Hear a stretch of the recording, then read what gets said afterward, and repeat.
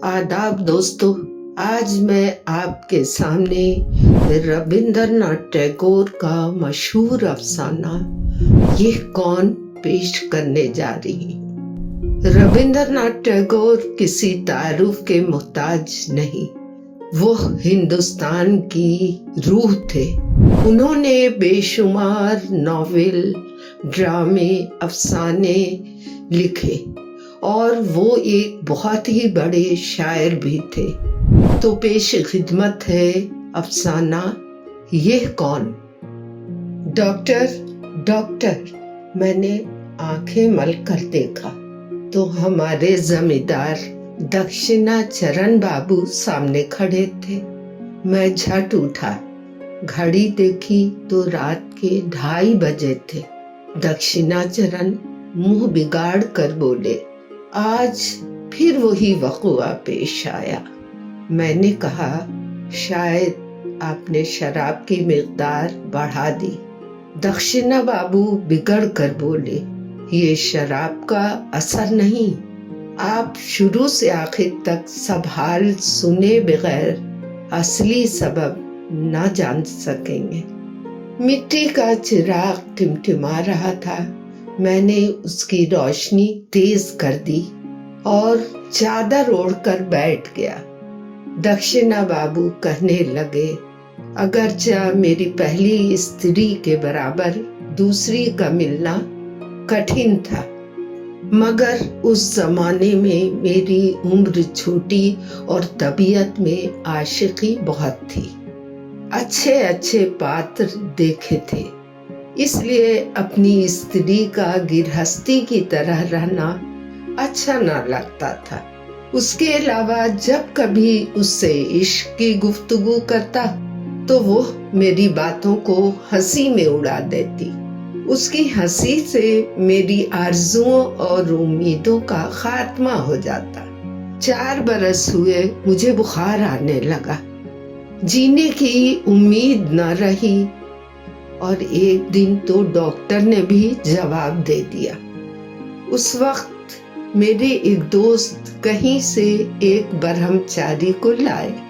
उसने दूध घी के साथ मुझे एक दवा पीस कर दी और मैं उस दवा के असर या किस्मत की खूबी से बच गया। बीमारी में मेरी स्त्री ने तन मन धन से खिदमत की। दरवाजे पर बैठकर अपनी सुनीता के तीज से यमराज का मुकाबला किया। उसे न खाने की सुध थी, न पीने की, न घर से मतलब था, न दुनिया से। यमराज मुझे तो छोड़ गए, मगर जाते जाते उस पर चोट कर गए। वह उस वक्त हामला थी, पर सौत के बुखार और तरह तरह की बीमारियों में मुब्तला हो गई। मैंने उसकी खिदमत शुरू की, मगर उसने मुझसे खिदमत कराना मंजूर ना किया। हमारा बुरहान नगर वाला घर तो आपने देखा ही है। घर के सामने बाग है और बाग के सामने गंगा जी बहती हैं। उसके एक हिस्से में मेरी स्त्री ने अपनी ख्वाहिश के मुताबिक अपने हाथ से फूलों का कुंज लगाया था। उसमें बेला, गुलाब वगैरह के पेड़ थे। एक मुलसरी के बूटे के नीचे संगमरमर का चबूतरा था। गर्मी के दिनों में शाम को हम दोनों उस चबूतरे पर बैठ जाते थे। बहुत दिन तक चारपाई पर पड़े रहने से मेरी स्त्री उकता गई तो मुझसे कहने लगी, मेरा जी घबराता है, आओ आज बाग में चलकर बैठे। मैं बड़ी कोशिश से उसको सहारा देकर आहिस्ता आहिस्ता बाग तक ले गया और उस चबूतरे पर बिठा दिया। एक एक दो दो करके मुलसरी के फूल गिरने लगे। चांद की रोशनी डालियों और पत्तों के अंदर से होती हुई उसके बेरौनक चेहरे पर पड़ी। चारों तरफ सन्नाटा था। मैं भी उसके पास बैठ गया और उसके मुंह की तरफ देखने लगा। देखते देखते मेरी आंखों में आंसू भर आए। मैंने और पास जाकर उसका दुबला पतला हाथ पकड़ा। कुछ देर यूं ही चुप रहने के बाद दिल आपे से बाहर हो गया। मैंने कहा, तुम्हारी मोहब्बत मुझे उम्र भर ना भूलेगी। यह सुनकर मेरी स्त्री हंस दी। इस हंसी में इल्मो हया के साथ बेइत्तेमादी भी थी। उसकी मुस्कुराहट का मतलब यह था कि ये मुमकिन ही नहीं तुम मुझे किसी वक्त न भूलो। न मैं ऐसी उम्मीद ही करती हूँ। इस दिल आवीज मगर तल्ख हंसी के डर से मैंने फिर कभी मोहब्बत का जिक्र नहीं छेड़ा। जो बातें दिल में पैदा होती उसके सामने जाते ही ना मालूम कहाँ चली जाती। किताबों में जिन बातों के पढ़ने से आंखों में आंसू बहने लगते हैं, ना मालूम उनके सुनने से उसे क्यों हंसी आती थी। बहुत दवा दोष के बावजूद मेरी स्त्री की सेहतयाबी के आसार नजर न आए तो डॉक्टर ने आबो हवा की तब्दीली का मशवरा दिया और मैं उसे लेकर इलाहाबाद चला गया।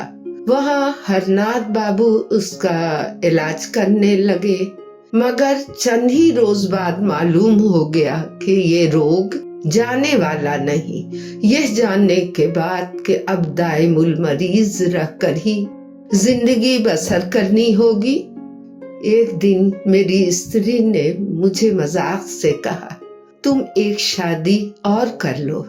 जिस पर बड़ी संजीदगी इख्तियार करके मैंने कहा, जब तक मेरे जिस्म में जान है।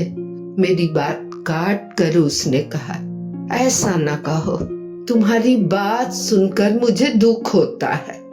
मैंने अभी हार ना मानी, फिर बोल उठा, इस जिंदगी में मैं और किसी से मोहब्बत ना करूंगा। यह सुनकर मेरी स्त्री जोर से हंसी। मैं चुप हो गया। उसकी खिदमत करते हुए मैंने दिल ही दिल में ब्रह्मचर्य रहने का अहद कर लिया था। डॉक्टर हरनाथ की और हमारी जात एक थी। उनके घर में अक्सर खाना खाता था। कुछ दिनों बाद डॉक्टर ने अपनी लड़की मनोरमा से मेरी मुलाकात करा दी। उसकी शादी अभी ना हुई थी। उस वक्त उसकी उम्र 15 साल की थी। बाबू हरनाथ कहते थे कि योग्य वर न मिलने से अभी तक इसकी शादी नहीं हुई।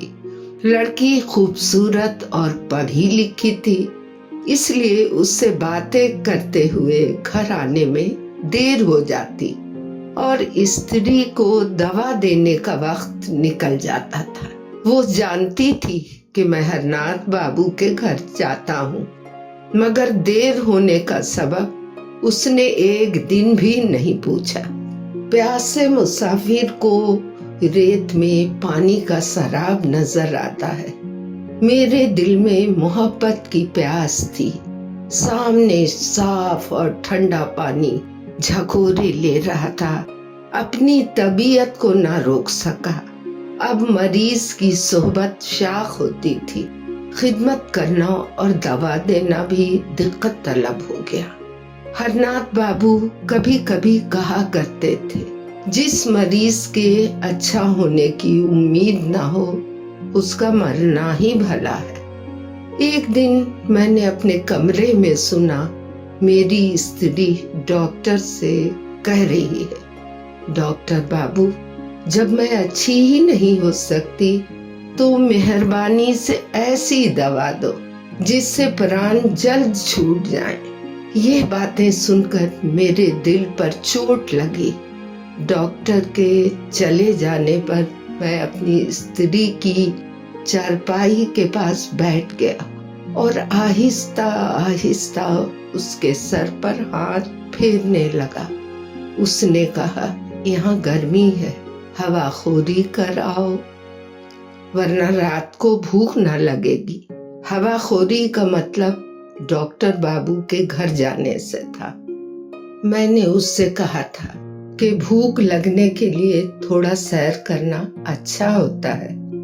अब मैं अच्छी तरह जानता हूँ कि वो मेरी चालबाजियों को खूब समझती थी, मगर उस वक्त यही ख्याल करता था कि वो कुछ नहीं जानती। एक दिन डॉक्टर बाबू की लड़की ने मेरी स्त्री को देखने की ख्वाहिश की। ना मालूम मुझे ये बात क्यों अच्छी ना लगी, मगर मैं उसे रोक भी न सका। एक दिन शाम को वो मेरे घर आई। उस दिन मेरी स्त्री को और दिनों से ज्यादा तकलीफ थी। मुंह नीला हो गया था और हाथ की मुट्ठियां कसी हुई थी। उस दिन उसमें इतनी ताकत न थी कि मुझसे हवाखोरी के लिए कहती। उसकी आंखों को रोशनी से बचाने के लिए चिराग दरवाजे के पास रखा हुआ था। घर में अंधेरा और सन्नाटा था। उस वक्त मनोरमा दरवाजे के पास आकर खड़ी हो गई। सामने से चिराग की रोशनी उसके चेहरे पर पड़ी। वो दरवाजे पर चुपचाप खड़ी थी। मेरी स्त्री उसे देखकर चौंक गई और मेरा हाथ पकड़कर बोली, यह कौन? गालबन इस ज़ोफ़ो नकाहत में वो एक अजनबी सूरत को देखकर डर गई थी। 2-3 बार मुझसे पूछा, यह कौन? यह कौन? यह कौन? नहीं मालूम। मेरी अकल पर क्या पर्दा पड़ गया कि मैं बोल उठा, मैं नहीं जानता।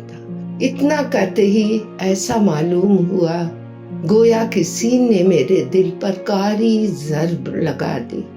बेइख्तियार मुंह से निकला, ओहो, ये तो हमारे डॉक्टर बाबू की लड़की है।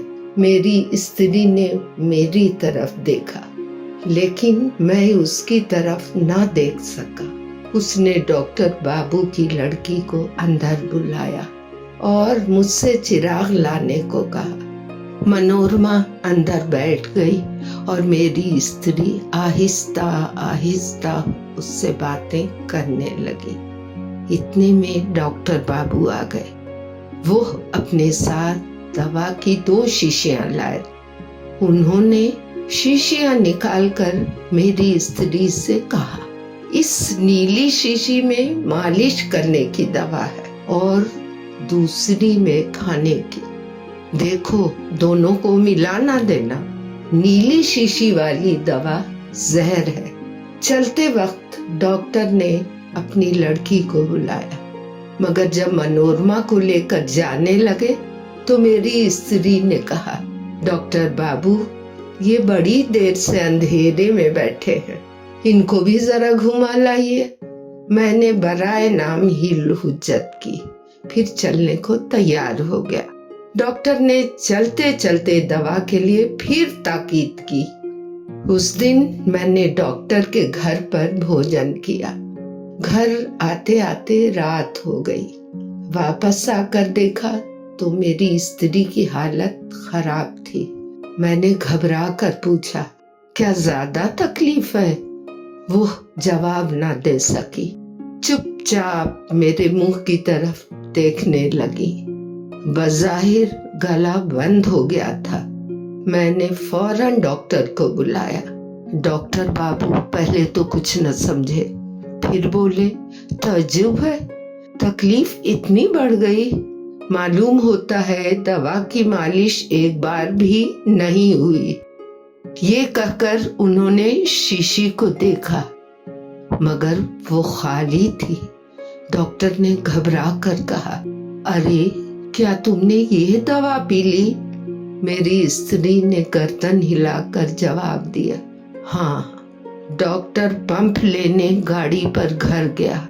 मेरी आंखों के आगे अंधेरा छा गया और बेहोश सा होकर अपनी स्त्री के बिछौने पर गिर पड़ा। जिस तरह माँ अपने दुखी बच्चे को ढारस देती है, उसी तरह मेरी स्त्री ने मेरी गर्दन में बाहें डालकर मुझे अपनी छाती से लगा लिया। शिकस्ता जुमलों में उसने इतना ही कहा, रंज मत करना, जो हुआ अच्छा हुआ, तुम सुखी रहोगे, यही जानकर मैं सुख से मरती हूँ। जिस वक्त डॉक्टर साहब लौट कर आए तो जिंदगी के साथ साथ मेरी प्यारी स्त्री की सारी तकलीफों का खात्मा हो चुका था। मनोरमा से शादी करके और उसे अपने साथ लेकर मैं अपने वतन को लौटा। मनोरमा ने अपने वालिद की सलाह से मुझसे शादी की थी, मगर जब कभी उससे मोहब्बत की बातें करता और उसके दिल पर काबू पाने की कोशिश करता तो वो हंसने के बदले संजीदा हो जाती। मैं नहीं जानता उसकी वजह क्या थी। एक दिन सरे शाम मनोरमा को साथ लेकर मैं अपने बाग की सैर करने गया। झटपटा हो चला था, चारों तरफ खामोशी थी। कुछ देर इधर उधर फिरने के बाद जब मनोरमा थक गई तो उसी संगे मरमर के चबूतरे पर लेट गई और दोनों बाजू सर के नीचे रख लिए। मैं भी पास बैठ गया। दरख्तों के साए में उस जगह और भी अंधेरा था। जहां तक नजर जाती थी आसमान तारों से ढका हुआ था। इतने में ऐसा मालूम हुआ गोया झाड़ियों और दरख्तों की चोटियों को आग सी लग गई है। उसके बाद कृष्ण पक्ष का पहला चांद आहिस्ता आहिस्ता दरख्तों के ऊपर आसमान पर चढ़ने लगा। सफेद पत्थर पर सफेद साड़ी पहनकर लेटी हुई मेरी स्त्री पर चांद की सफेद रोशनी पड़ी तो बेइख्तियार तबीयत पुरकैफ और वजदान तारी हुआ। पास सरक कर मैंने मनोरमा के दोनों हाथ पकड़ लिए और कहा, मनोरमा, तुम शायद ना मानो मगर मैं सच कहता हूँ कि तुमसे मुझे वो गहरी मोहब्बत है जिसे मैं किसी हाल में ना भूलूंगा। इतना कहते ही मैं चौंक गया। याद आया कि ऐसे ही अल्फाज एक और मौके पर किसी और से कहे थे। ये सोच ही रहा था कि आसमान पर एक क़हक़हे की आवाज सुनाई दी। होश आने पर देखा तो घर में अपने बिस्तर पर पड़ा था। तो क्या जो कुछ मैंने देखा वो महज एक ख्वाब था? मेरी स्त्री ने इस वहम को दूर करने की बहुत कोशिश की मगर वो दूर ना हुआ। शाम होते ही हर तरफ हंसी की पुरस्कार आवाजें सुनाई देती। मनोरमा से जिक्र करने की जुर्रत ना होती थी। कुछ दिनों यही हाल रहा तो मैंने बुरहान नगर वाला घर छोड़ दिया और मनोरमा को साथ लेकर कश्ती का सफर किया। अगहन का महीना था। नदी की ताजा हवा ने अहदे शबाब के वलवलों को ताजा कर दिया। वो फर्जी खौफ भी दूर हो गया। कई दिन बड़े सुख में गुजरे। मनोरमा भी दरिया की ख्याल अंगेज महवियत से मुतासिर होकर ज्यादा मोहब्बत करने लगी। गंगा को छोड़कर आखिर हम पद्मा नदी में पहुंचे। दरिया के शुमाल में बालू का वसी मैदान था जहां रेत के सिवा और कुछ न था। यहाँ खुश्की पर फिरने की सहूलत देखकर मैंने नाव बांध दी और आर्जी क़याम किया। एकदम हम फिरते फिरते बहुत दूर निकल गए। गुरूब आफ्ताब की सुनहरी किरणों से मिलती हुई चांद की हल्की रोशनी आहिस्ता आहिस्ता फैलने लगी। थोड़ी देर में वो इस वसी रेगिस्तान में और आसमान पर चारों तरफ फैल गई। उस वक्त कैसा दिलकश समा था। ऐसा मालूम होता था दो राहे रवान इश्क चांद की दुनिया में सैर करने जा रहे हैं। मनोरमा सुर्ख शाल ओढ़े हुए थी। इतने में चारों तरफ सन्नाटा छा गया। एकाएक मनोरमा ने शाल से हाथ निकालकर मेरा हाथ पकड़ा और मेरे पास आकर इस तरह खड़ी हो गई गोया अपना तन मन धन जोबन और जिंदगी सब कुछ मुझ पर निसार करने को तैयार है। मेरी खुशी का क्या ठिकाना था। ख्याल आया ऐसी मोहब्बत ऐसे ही पुरफिजा मंजर में हो सकती है। ऐसा मालूम होता था न कहीं हमारा घर है न हमें कहीं लौट कर जाना है। इसी तरह हाथ में हाथ दिए चलते रहना है। एक जगह रेत के गड्ढे में पानी भरा हुआ था। उस पानी में चांद का अक्स एक अजीब सुरूर अंगेज मंजर पैदा करता था। हम दोनों इस नजारा को देखने के लिए खड़े हो गए। उस वक्त उस वसी रेगिस्तान में जहां किसी इंसान का नामो निशान भी न था, किसी ने 3 बार कहा, ये कौन, ये कौन, ये कौन। मैं चौंक गया। मेरी स्त्री भी कांपने लगी, मगर आंख उठाने पर मालूम हुआ कि आवाज आदमी की न थी, किसी आबी परिंदे की हाँक थी, जो शायद इस वीराने में इंसानों को देखकर घबरा गया था। मगर एक बार डरने के बाद हमें आगे जाने का हौसला न हुआ। हम नाव की तरफ लौटे। मनोरमा तो थक कर सो गई, मगर मैं जागता रहा।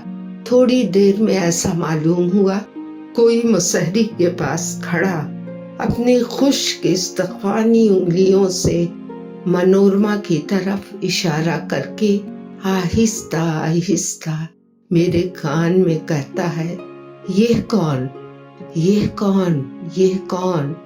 मैंने उठकर चिराग जलाया। एकाएक मुसहरी हिली। उसके साथ ही एक पुरअसरार क़हक़हे की आवाज सुनाई दी, जो नाव को हिलाती और मेरे खून को मुंजमद करती हवा में मुर्ताज होकर पद्मा को उबूर करके गांव और कस्बों के पार कमजोर होती हुई दूर तक चली गई। आवाज बंद हो गई, मगर मेरा दिमाग उसकी याद से आजाद ना हुआ। चारों तरफ से यही आवाज सुनाई देने लगी, ये कौन, ये कौन, ये कौन। रात के सन्नाटे में नाव की अलमारी पर रखी हुई बेजान घड़ी भी कह रही थी, ये कौन, ये कौन, ये कौन। पानी की लहरों से एक पुरअसरार आवाज सुनाई देती थी, ये कौन, ये कौन, ये कौन। इतना कहकर दक्षिणाचरण बाबू का रंग पीला पड़ गया और हल्क खुश्क हो गया। मैंने थोड़ा सर्द पानी पेश किया, जिससे उनकी तबीयत संभली। उसी वक्त चिराग बुझ गया। देखा तो सवेरा हो चुका था। चिड़ियां बोलने लगी थीं। दिन की रोशनी में दक्षिणाचरण बाबू का अंदाज बिल्कुल बदल गया। जो किस्सा उन्होंने इस हौलनाक पहराए में मुझसे बयान किया था, उसके लिए खुद ही शर्मिंदा हुए और कुछ कहे बगैर उठकर चले गए। उस दिन आधी रात को मेरे दरवाजे पर फिर उनकी मारूफ आवाज सुनाई दी, डॉक्टर, डॉक्टर। तो दोस्तों, आपको ये कहानी कैसी लगी?